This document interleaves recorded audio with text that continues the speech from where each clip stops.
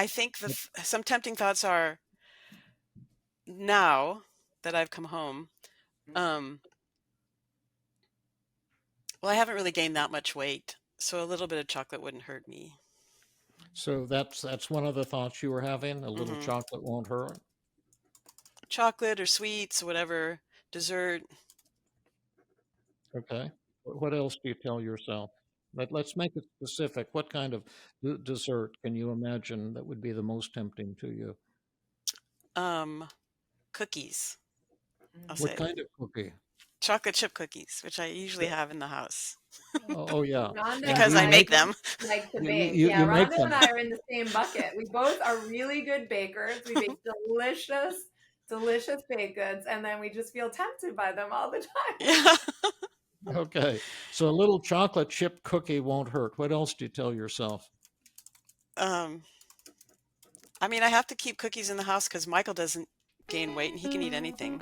Hello, and welcome to the Feeling Good podcast, where you can learn powerful techniques to change the way you feel. I am your host, Dr. Rhonda Borowski, and joining me here in the Murrieta studio is Dr. David Burns. Dr. Burns is a pioneer in the development of cognitive behavioral therapy and the creator of the new TEAM therapy. He is the author of Feeling Good, which has sold over 5 million copies in the United States and has been translated into over 30 languages. His latest book, Feeling Great, contains powerful new techniques that make rapid recovery possible for many people struggling with depression and anxiety. Dr. Burns is currently an emeritus adjunct professor of clinical psychiatry at Stanford University School of Medicine.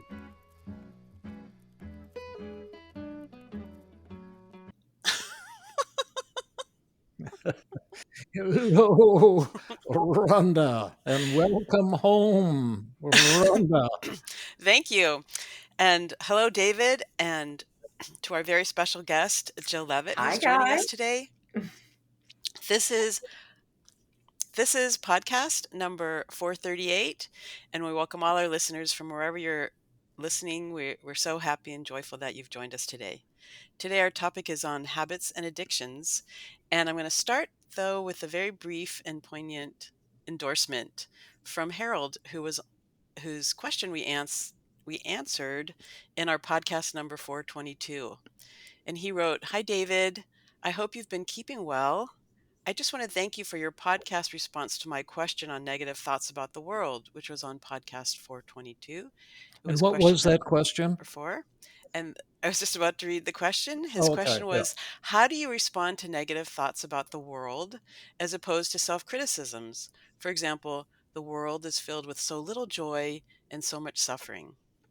And he continued, I absolutely love it. I think it's awesome. Thank you in particular for your uplifting words on my determination to get better. You could barely have been more encouraging. That means so much to me. With best wishes, Harold." Harold. Well, it means a lot to us, Harold, also to for you to send us those kind words, and we always love it when our listeners contact us with praise, with criticism, with suggestions. That makes it a dialogue and a lot more fun for all of us. And what you didn't catch. On my hello, Rhonda, was welcome home from Oh, New Zealand. Rhonda has been on a tremendous hiking and etc. adventure, and we missed you a lot, Rhonda. But it thank was you. great that you had, a good, wonderful adventure with your wonderful husband, and we're just so glad to welcome you back. And I can tell you that your joy, your laughter is just as spirit uplifting as it's ever been, and that's a great deal. Oh, thank you so much, David. That's so sweet to hear. Thank you. I'm really happy to be back. I had a really good time, and I'm happy to be here with you and Jill and dive into the podcast, which also brings me a lot of joy. Okay, so what are Okay, we talking about today, Rhonda? so today we're talking about habits and addictions and how we can support our clients to overcome them. And Awesome. so I think that this is a timely topic because aren't you and Jill presenting a workshop on March 28th on the same subject? That's what a coincidence that is. Jill, can you tell us about that workshop we're presenting on March 28th that all the therapists in our audience for sure are going to want to attend? Well, I would thanks for asking, David and Rhonda. Yes, we have a workshop for therapists that's coming up on March 28th that is called CBT for Healthier Habits, Lasting Change for You and Your Patients. And as the title would suggest, we're going to be teaching you lots of really new and exciting and fun and useful strategies that you can use that will be helpful to your patients in overcoming habits and addictions, and also, of course, helpful to you and to us, since we all, as therapists and human beings, struggle with habits and sometimes addictions. And examples of these kinds of things are even procrastination or overeating or not getting to bed on time or doom scrolling. There's so many kind of things we end up doing when we're on autopilot, that David and I have lots of tools and techniques to share with you that will really help you and your patients to overcome them. And I'll say one more thing and then invite you, David, to share more. So for therapists attending the workshop, it's from 8:30 a.m. to 4:30 p.m. and it's live streamed online. And that's Pacific time. So you can attend from anywhere in the world online. But we'll be joining you from 8:30 to 4:30 Pacific time. And also therapists, you'll get 7 continuing education credits. And one of the things that we think is coolest about our workshops is that not only will we teach and demonstrate, but you'll also have a chance to practice everything that we're going to be teaching in breakout groups with other therapists, with support and assistance from Feeling Good Institute volunteers and other really well-trained volunteers who are there to really help you to learn and master these techniques. And so if I'm a therapist and I come to this workshop, let's say I've got some problem of drinking too much or chewing my fingernails or any of the Mhm. endless dozens of habits and addictions that all of us in modern society are constantly uh, being tempted by, and I've been struggling. Will I be able to work on my own issues in this workshop, or do I only learn how to treat patients? Yes, heal yourself along the way is always our motto. So for sure, we're going to give you opportunities to kind of identify and change your own tempting thoughts and your own not so helpful behaviors, right? You'll definitely be able to do some personal work along the way. And are the techniques that you're going to be teaching just the same stuff that everyone else is doing, like behavior modification and adopt healthy eating habits? And that all sounds wonderful, but often fall short. So you're just going to offer the exact same. Yes, we are, David. We are very boring and traditional. No, we are not. And do you want to share, David, some of the cool techniques that we're going to be teaching? Well, yeah, let me just say that the emphasis of the techniques, I mean, there's so many different theories about the causes of habits and addictions and how to treat them. And when you look at the world literature on the treatment of almost every habit and addiction, it falls short. Either the techniques aren't terribly effective in the short term, or they work in the short term and fail in the long run.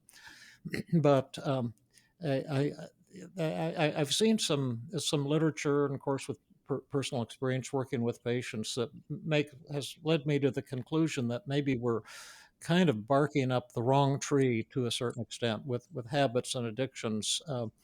I read an article, for example, and from a top academic research center that I won't mention the name of it to protect the innocent, but it was a study on uh, people who were tremendously overweight, and it was a behavioral study with a behavioral intervention. And the theory was that people who overeat don't have healthy eating habits. And so the idea was to train them to have healthy eating habits. And they gave me the data to analyze. I don't know how I happened to get a hold of it, but uh, for whatever reason, they said you can take a look at the data yourself if you're interested. But the idea was that people with overeating binge too much, and that's a habit to change. And so they trained these people, and I think they weighed 300-400 pounds. They were really massively overweight, to eat many small meals a day rather than so they wouldn't give up, so they'd give up binging.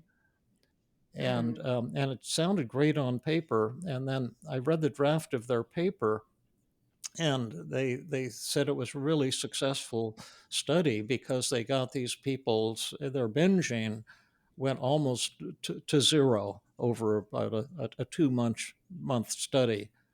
And so they succeeded in getting them into eating many small meals every day. The only problem that they didn't report in their papers, they gained like 40 to 60 pounds on average. And it was like, I said, give me a break. This is what you're doing here. It doesn't work. And it sounds Right. good on paper. And so I don't mean to be overly critical because it was a beautifully done study. And that's the purpose kind of doing a study, is to find out, do my theory and my methods work? Are they effective? And so at the time I was doing a study at the Stanford inpatient unit on my diagnostic system, the easy diagnostic system. And I had data on 178 newly admitted patients. And we had data on all of their diagnoses, like both with using my easy diagnostic system, which is a self-assessment test, and also the SKIDS diagnostic interview. We had experts interview them for 1 or 2 or 3 hours so as to assign these DSM diagnoses, so I could find out if my instrument was valid. And I'll come to the point here.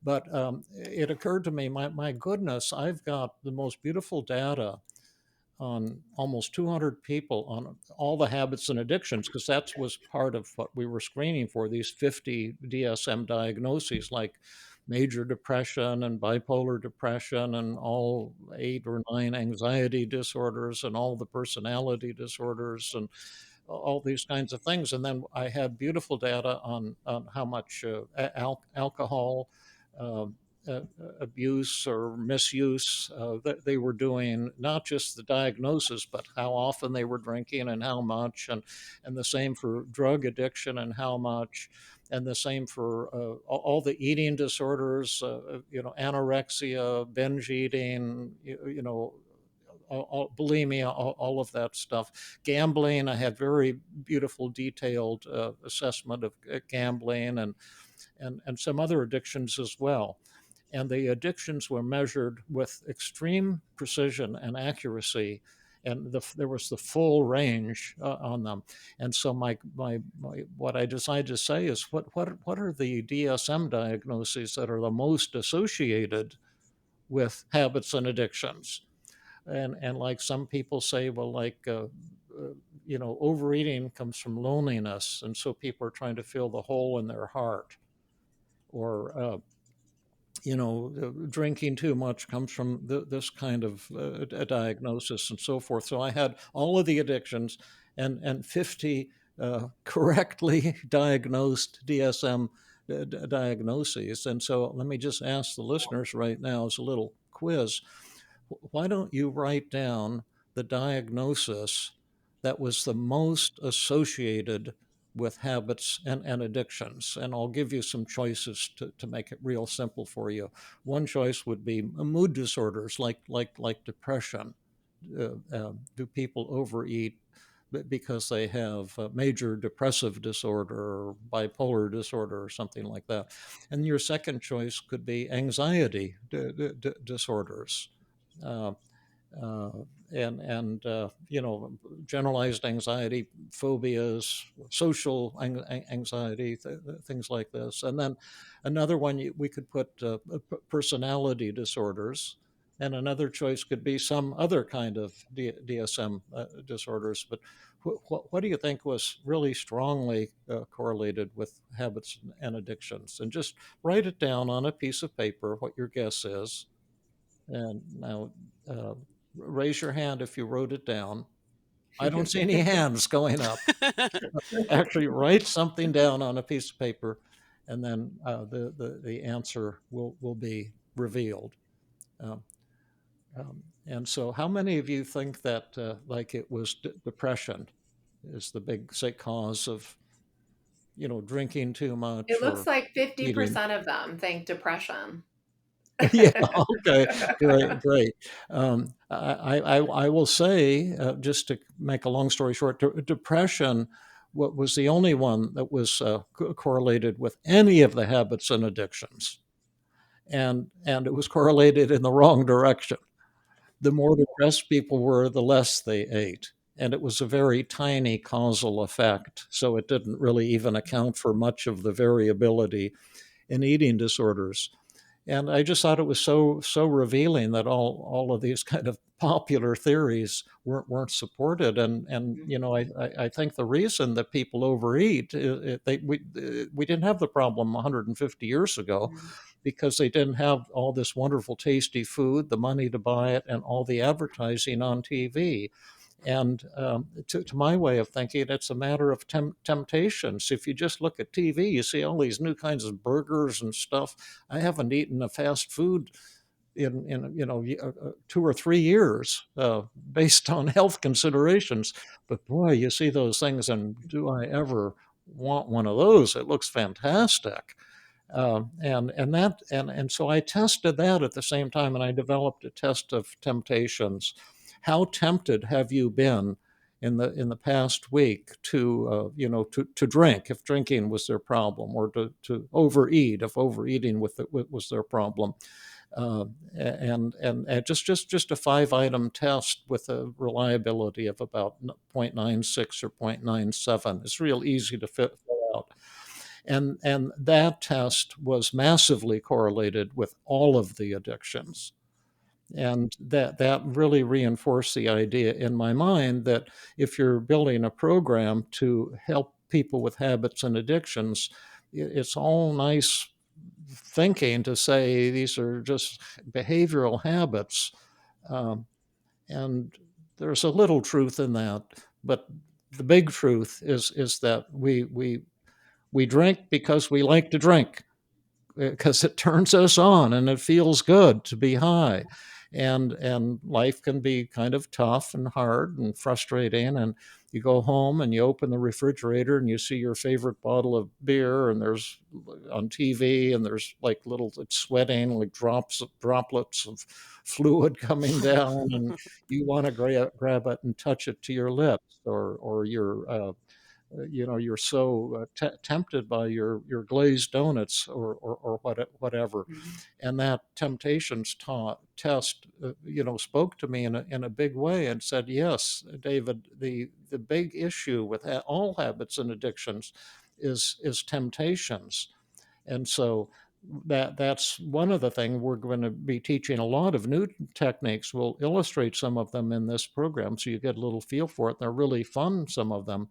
But while there's a real place, tremendous place for AA and society, and it's saved many lives, and behavioral techniques have a lot going for them.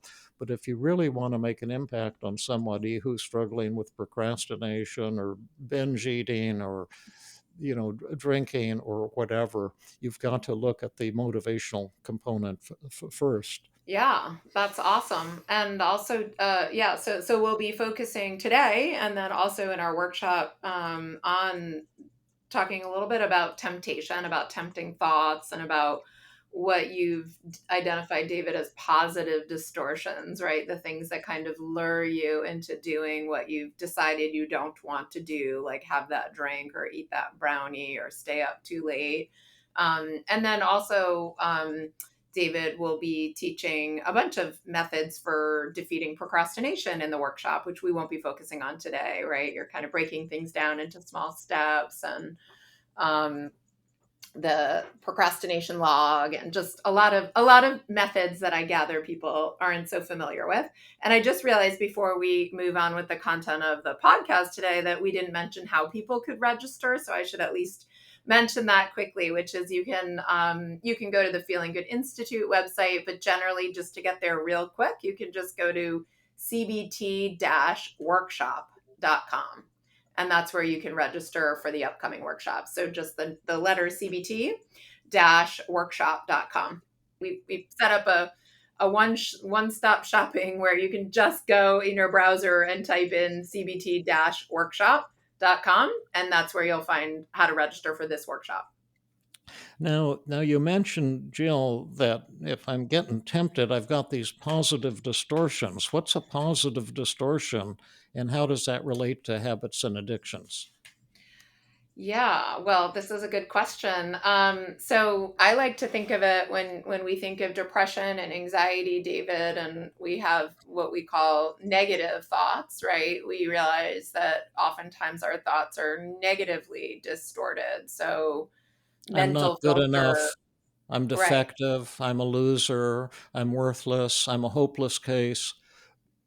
Yes, and I was going to say, and those thoughts are negatively distorted, meaning we use something called like mental filter, where we're focusing on the negatives rather than, we dwell on the negatives rather than the positives, or all or nothing thinking. And so, David, you've created a list of the same distortions, right? But they kind of work in the opposite way. So when we feel tempted, we might have a tempting thought. Like, for example, do you want to do the glazed donut, right, David? If you were feeling tempted to eat a glazed donut, what might you say to yourself? Well, especially if I'm walking past a bakery and I can smell the donuts inside, and I might be thinking, "Oh, glazed donuts."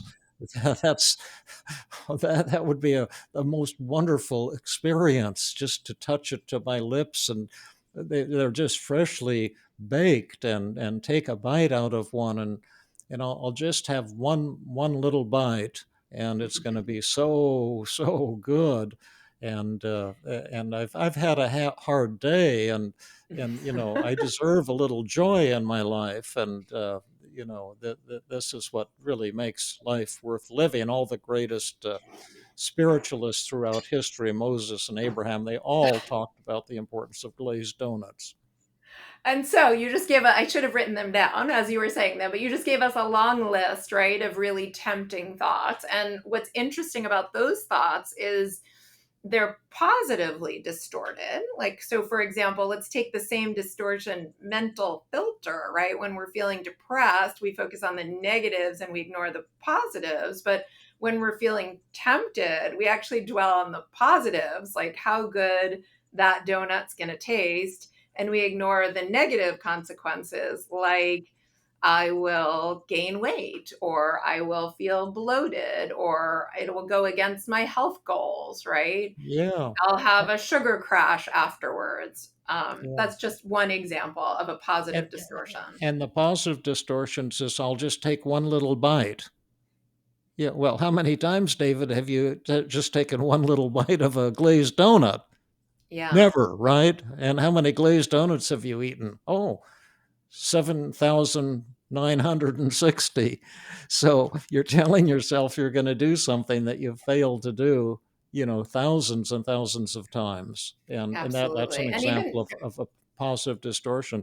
Before we even show, magnification, David, right? You did tons of really beautiful magnification there, but you're yeah, blowing the positives out of proportion, like how yeah, delicious this donut's going to taste, how good it's going to make me feel, when it's going to make you feel good for 5 minutes or maybe even less. And yeah, then it's going to make you feel bad for a longer period of time, yeah. right?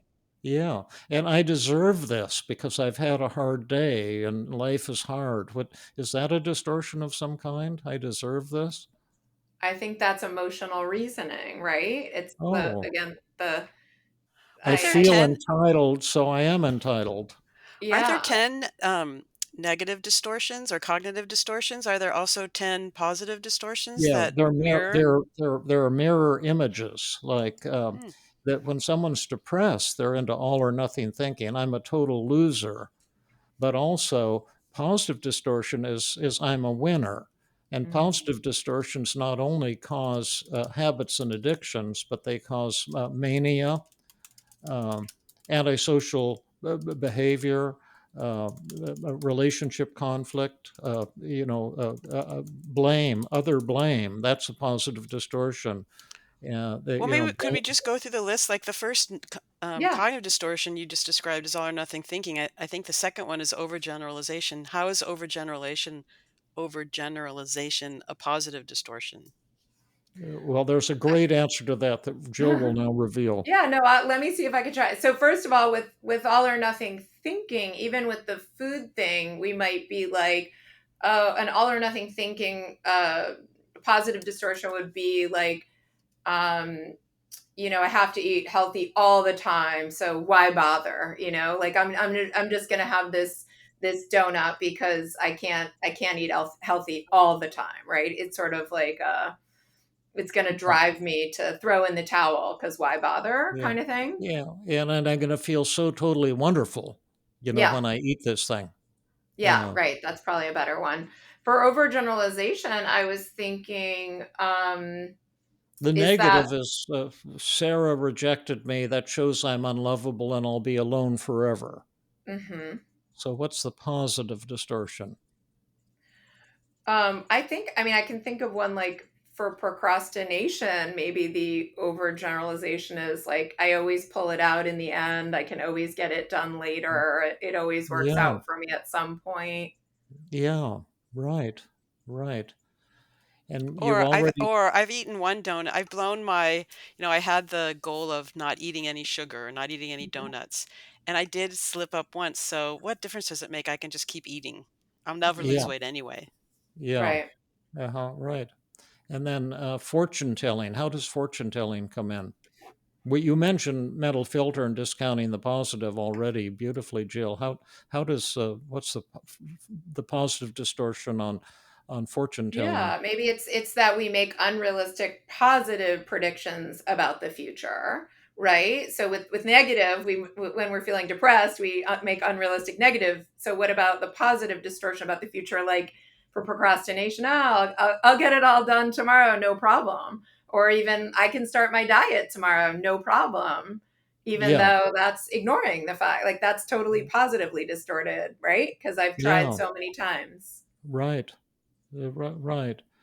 But let's illustrate how we deal with some of these. You can go through the whole 10, and it's really cool that they're mirror images, and the positive distortions create a whole different world of hurt from the negative distortions, and the positive distortions in general are more challenging to help people with, because the thing about a positive distortion, like if you say I'm the greatest, and if you believe that, you get a thrill, a mental thrill, a high, that's the way a narcissist might might be thinking and Mhm. feeling.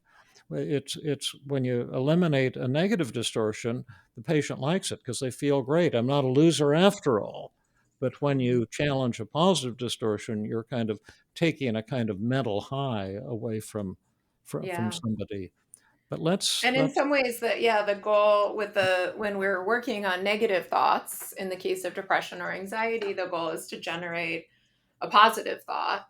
Whereas when we're working with people on these tempting thoughts, right, the goal is to come up with or to generate a self control thought, right? So if these tempting thoughts are all kind of positively distorted. We're trying to bring people back to reality, right? Where things aren't as great as they seem, where things aren't as easy as they seem. And so we're going to yeah, try to generate a self control thought that will actually help them to resist the urge to yeah. engage, right, in the habit or the addiction. We'll That's a really good demonstrate point that. you guys are making.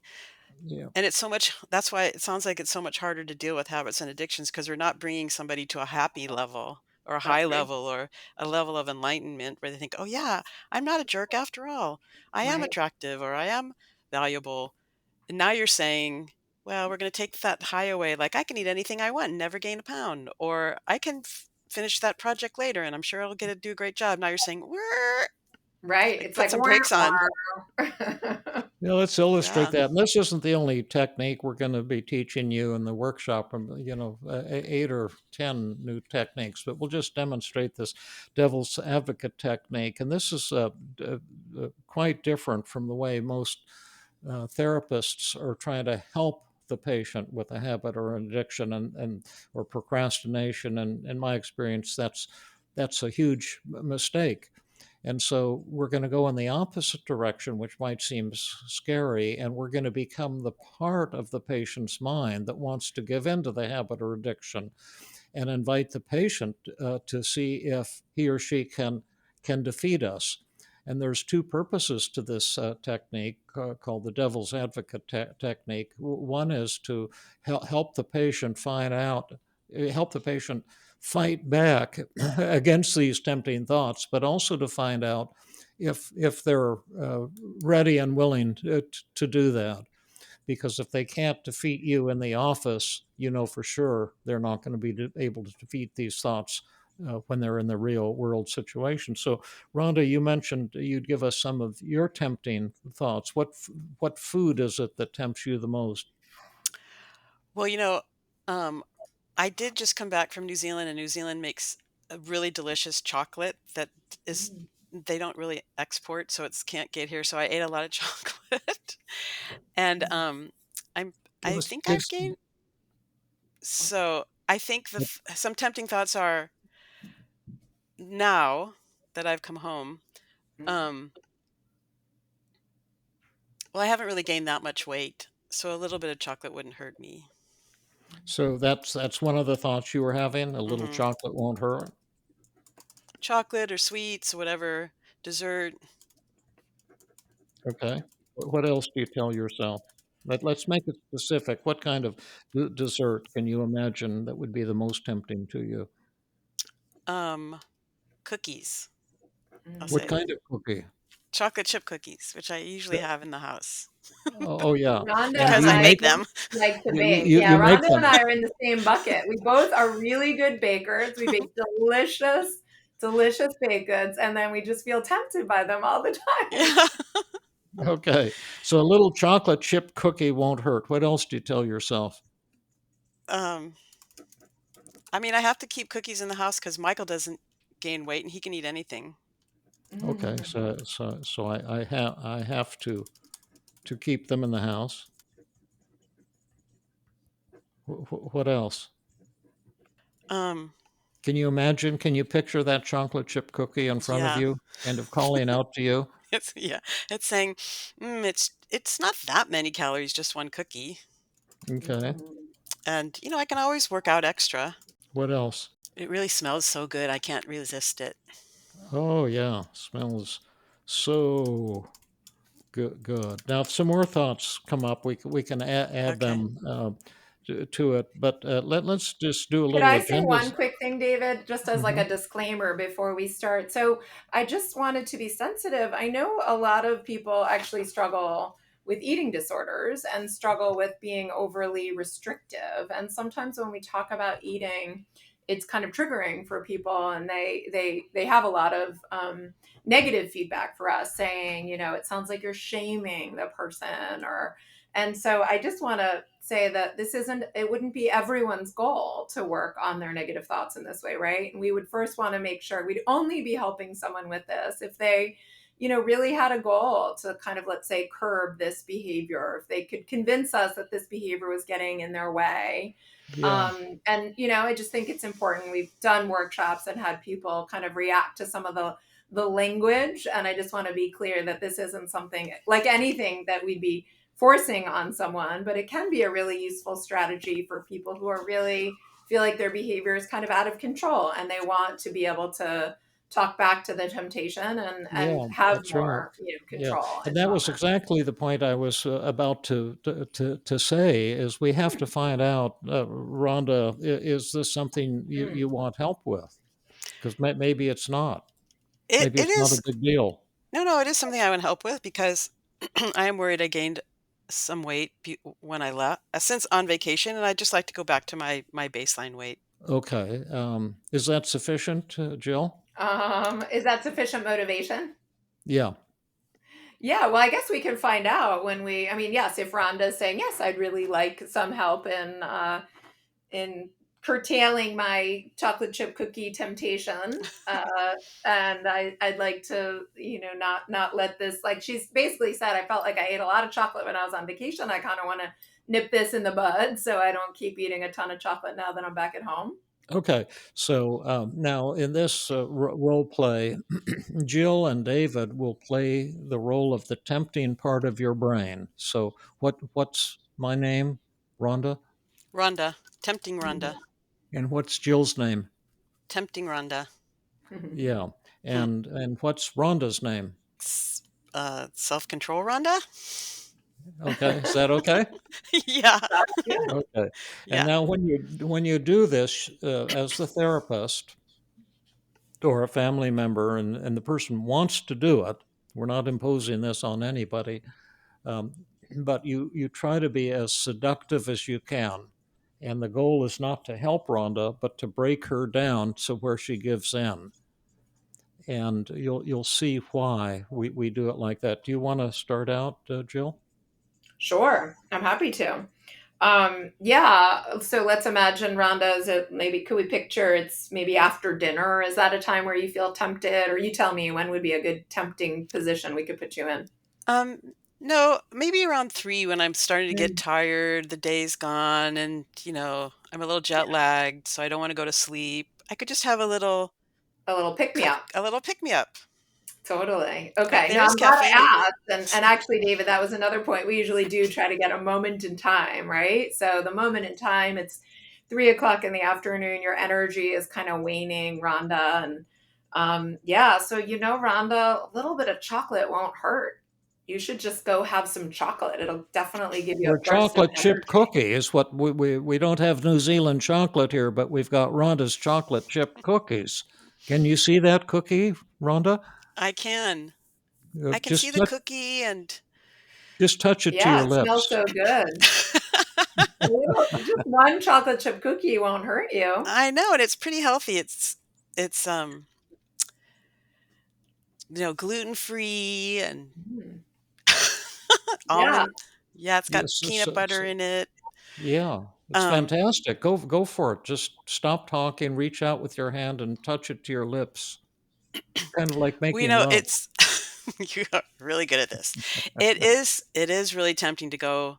I could have you know, I don't have to have that much. I don't have to have a cup of coffee or black tea. I can just eat that cookie and it'll give me a pickup and I'll feel really good and I will feel energized afterward for sure. Um, but then that Yeah. higher level of energy will only last for a little bit and then I'll feel like I'll come crashing down and I'll probably feel even more tired and more defeated um, than if I just wrote out the tiredness and kept kind of just pushed myself. So who won, I think I won that. big or small? I think it was kind of medium. Kind of medium. Now, here's a crucial thing. In externalization of voices, we would do a role reversal, but we never do a role reversal with habits and addictions. And what is Rhonda telling us, Jill? I mean, that it's sounding pretty good to have that cookie that she's not really convinced that it's a bad idea. Yeah.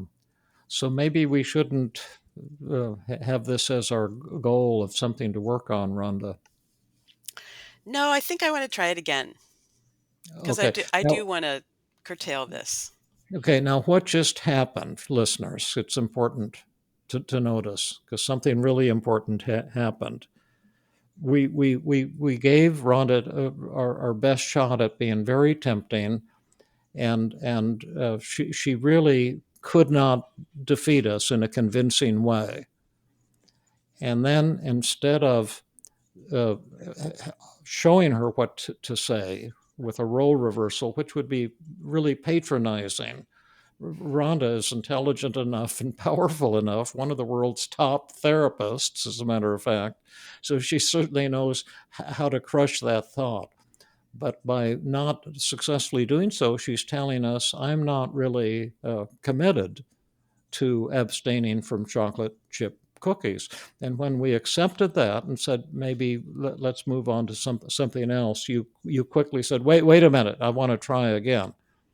And that's one of the many things we'll be emphasizing in the workshop is how to get the patient to chase you rather than you chasing the patient. The role of the therapist in team is to become often the role of the patient's resistance, and know when you're sensing resistance in a patient to then become that resistance rather than try to out argue it. Because if you try to win that battle, you'll lose pretty close to 100% of the time. So you want to try it again, Rhonda? Yes. Okay, go ahead, Jill. Okay, so Rhonda, yeah, it's 3 o'clock and your energy is kind of waning, and so a little one of these delicious, healthy chocolate chip cookies, it won't hurt you. You should just go ahead and just grab one. It smells so good. You're right. The cookies are super tempting, and it would make me feel better for a short period of time, but I think it's wiser and I think I would actually feel better if I just took a little nap to adjust to the jet lag rather than eat the cookie. I want to get on the schedule as fast as I can, but I think a little nap would be better than um, having the cookie. It might make me feel a little upset and, just with my stomach, and I could have a glass of water to feel full and then take a little nap. Now, because time is a little short today, I'll say that Rhonda just did a very convincing job of defeating that thought. And then what we're going to do is we're going to keep trying to break you down, Rhonda. And so I'm going to hit you with another one of the thoughts that you gave us. And we always use the patient's language for the most part, um, and see if we can get her to change her mind. Just think about how tasty that would be, and just one cookie, that's all we're talking about. Just one cookie. That can't hurt. It's Mm. not that many Just calories, touch just it, one touch cookie. it to your lips. Just smell it and get it a little close to So your funny. tongue and teeth. There is no way I could do that. I'm not putting it close to my tongue. And well, just one cookie would lead to a second cookie, or it might lead to a cup of coffee with sugar in it. And one cookie is never really just one cookie. So I think I'll just, um, I have sometimes I chew gum when I have temptation. So I think I'll chew a little gum, have a glass of water, and then just stop right there. But it smells so good. You just can't resist. You can't It does smell smell it. good. Yeah. I And can you just can enjoy always, the smell. and you can work out later. Just take one bite and then you can make an informed decision. Yeah, you can work out extra actually to compensate for the cookie, right? Like, I mean, if the Yeah. cookie's 100 calories, you could just work out 100 calories more. Uh huh. That's a really it's such a hopeful thing to say to I could work out more, but um I have tried that actually, working out more, and it doesn't work. There has to be a balance between working out and what I eat, and I think I found that balance. And so I'm going to just continue to go back to my regular pattern of how much I work out and then just not eat the cookie this time. I might be able to I'm going to give myself permission to eat the cookie at another time, but I'm just focusing on this one moment of having, just letting the jet lag be and taking care of it another way. So who won? I won that. Big or small? I think that was big. Big or huge? I think that was huge. That felt good. Huge. Okay, so that's just one technique. We'll be showing you 5, 10, 15 approaches, but it shows the style. And one of the emphases in the workshop is that motivation is not the only thing, but it's probably the most important thing in all habits and addictions. And there are many new techniques that I've developed. The triple paradox, the decision making tool, and more to give you some powerful techniques that you'll learn to work on your own habits and addictions, and especially to become more effective when when working with patients who have habits and addictions. And so that's my end of podcast spiel because Yeah. we're a little short on time. But can you bring us to closure, Jill? And then But Rhonda can always I say has the something too that beautiful I think last is really word. important? I'm sorry, I talked Yeah. over you, David, but I just That's want to okay. let people know this was not scripted. That when we Mhm. first got together this morning to record the podcast, I just said, with these demonstrations, I'm the only person here. So should it be me who does the tempting thoughts? And I'm the only person here besides David and Jill who are the therapists. And we never And have tempting thoughts. but this Right. was That's why not like any I of us didn't could have been the patient. Right. Right. But yes. I mean, I didn't plan to not defeat the thought. This was all a very true enactment of what Yeah. really happens. Totally. Yeah. Yeah, and what I was going to say too was that what I love about the role playing techniques that you've developed, David, and this one, but all of them, is you can kind of incorporate a lot of different methods into the role play response. And so let's say we also were working with the patient on stimulus control, right, which I think can be very helpful, and it's very helpful for preventing relapse. And we'll be talking about that at the workshop too, but kind of where you remove the tempting item, basically. Well, Rhonda might say, in her response, something like, "Yeah, I'm gonna put the cookies in the freezer. I'm gonna save them for another day, and I'm gonna go, as she said, like I'm gonna go chew a piece of gum, drink a glass of water, and take a nap." Right. So that's like a very behavioral response, right? But we're kind of integrating these behavioral changes into this kind of cognitive exercise. And so Mm, I think that's also what's really fun about the role playing methods is it's something we can be really kind of creative and flexible in our responses to. Yeah, mm, and we'll be using also externalization of voices Mhm. and for relapse prevention because Yeah. the people say, well, what if I relapse? And my Mhm. answer is, oh, I guarantee you're going to relapse. But we can hear some techniques so that that relapse will not sabotage your goal and you can recover quickly.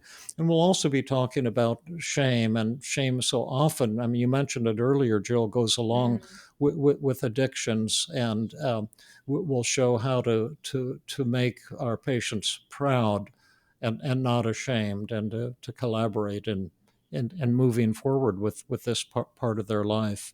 So it'll be a Okay. lot of fun, and I hope you can join us. And when will I it hope be, so too. Jill? So again, on March 28th, Friday, March 28th, from 8:30 a.m. to 4:30 p.m., live streamed online for 7 CE credits, and they can register at cbt-workshop.com. cbt.workshops.com. CBT-workshop, singular, dot Oh, com. okay. cbt-workshop, singular.com. no, we can go a little further because Jill doesn't have to hard stop at one. Oh, okay. Um, I mean, the are other there thing other? that you guys so one of an interesting thing about the podcast is that we seem to be starting a series on habits and addictions. Like we did one with Brandon Vance for 31, where we talked about freeing ourselves from mindless technology. And Jill, you used something Mm. that was what did you call it? Oh, doom scrolling. Doom scrolling. Yeah. And I think that's a really big problem for a lot of people now. What's going on in the world Yes. and in our I can, country. I literally just had a session immediately preceding that where I was working with a patient on that. Hmm. I don't even know what Zoom scrolling is. I'm Do- still used to the familiar things: overeating, drinking, drugs, Right. So, procrastination. What the heck is Zoom? so well, no, it's so. I mean, it's just the current word for it's called doom scrolling, Oh, doom DOOM, and scrolling. then Yeah, watching scrolling, right? TV. Yeah, Right. So addicted to do watching exactly. the It's news. basically this idea that for people who are feeling pretty pessimistic about the current state of affairs, whether that's domestically or internationally or environmentally, whatever it is, right? It's the idea that people get so kind of sucked into the media in whatever form that is. I had a patient I was working with this morning, literally right before this hour, where she said it's it's watching the news, it's reading the news, it's Oh, yeah. watching little blurbs on Instagram where you're scrolling. That's kind of the scrolling piece of it. Even listening to podcasts, she said it's almost like 5 hours a day that her brain is spent just Yeah. focusing on kind of upsetting facts about what's going on currently. And we were talking about essentially like, the costs and the benefits of doing that and making a decision to change that. And that seems to clearly be a habit or an addiction, right? Yeah, absolutely. An addiction that puts you into withdrawal from life right away, and there's a lot of misery. And it Absolutely. reminds me that you and I, Jill, are scheduled, or we're about to schedule a live therapy session with someone who's been profoundly disturbed Mhm. by some of the political developments in the country Yeah, involving undocumented immigrants, and so we'll show you how that's has nothing to do with habits and addictions, but right. that's something I'm looking forward to, a wonderful, heartwarming and kind of inspiring session on how to think about it if you, like so many people, are feeling kind of discouraged and demoralized these days. Can we use Team CBT to bring back feelings of hope and to pull you a little bit out of that profound despair that's Mhm. becoming quasi epidemic, I would say. But I was gonna say, just related to the doom scrolling idea, but again, it's another habit, right? It's something where people have come to me saying, I don't feel like I can control it, and Yeah, I just find myself kind of sucked in, and then I spend hours, and then I just feel really badly, but I can't kind of pull myself away, right? And so people yeah, talk about it in the same kind of language that you talk about yeah. not being able to control, eating or drinking or, staying up late at night playing video games or watching TV. And Or the same shopaholic. methods that we're talking about today, identifying, well, first of all, making sure the patient really has an agenda and they can absolutely convince us that it's something they want to give up, right? So we do a lot of really good paradoxical agenda setting, right? And decision making around whether they'd even want to give up this kind of habit. But if Yeah, they can convince us that they truly want to, right, that the costs outweigh the benefits, then I think the methods we're talking about, identifying the distortions, the devil's advocate technique, stimulus control, are and many others, right, are all super helpful. oh yeah, and the triple paradox especially. And Mhm. I think in the workshop, a lot of people are looking for methods to use to help people with problems. And all I'll say is that's definitely not what we're going to be doing. We're going to be trying to show how to be a powerful therapist in the face of overwhelming motivations that are mixed at best. And how do we get down to that level of working on emotion, and how do we use paradox to help the patient change into a more healthier and more productive and more joyous experience with life. And we'll teach you lots of methods too, but we will first teach you, right, the power of the paradox and the power of, addressing motivation and making sure your patient is in the role of convincing you that they want to change so that you're Yeah. not dragging them along in therapy while they stubbornly refuse to change, right? Yeah, yeah, that's the biggest mistake in dealing with procrastination, is thinking we're supposed to help the person who procrastinates. And I used to devise all kinds of methods to help people with procrastination until I finally wised up and decided to stop doing that and take a radically different approach to procrastination. And it was like my eyes suddenly opened up. Because it seems like with habits and addictions, and I'd like to hear you guys respond to this too, is that it's not just the methods about the devil's advocate, but this sounds like the very strong component of working with someone's resistance and motivation. Yeah, Absolutely, right? It's yeah, kind of built the devil's advocate technique we think of as a method for helping people, but in essence it is definitely paradoxical, and it's also very much addressing motivation because as you saw Rhonda in our role play with you, right, is it seemed that in the beginning you maybe did struggle with motivation. You were kind of like, you're right, it does sound really delicious, and you had kind of a medium response, right? And then we kind of quickly said, oh, maybe that's not something you needed our help with. And then you kind of came looking for help, right? And so in that sense, it was definitely a motivational intervention. And that's where the art of therapy comes in, listening to see when the patient is resisting and learning exactly what to do. And I think that's one of the strong points of TEAM.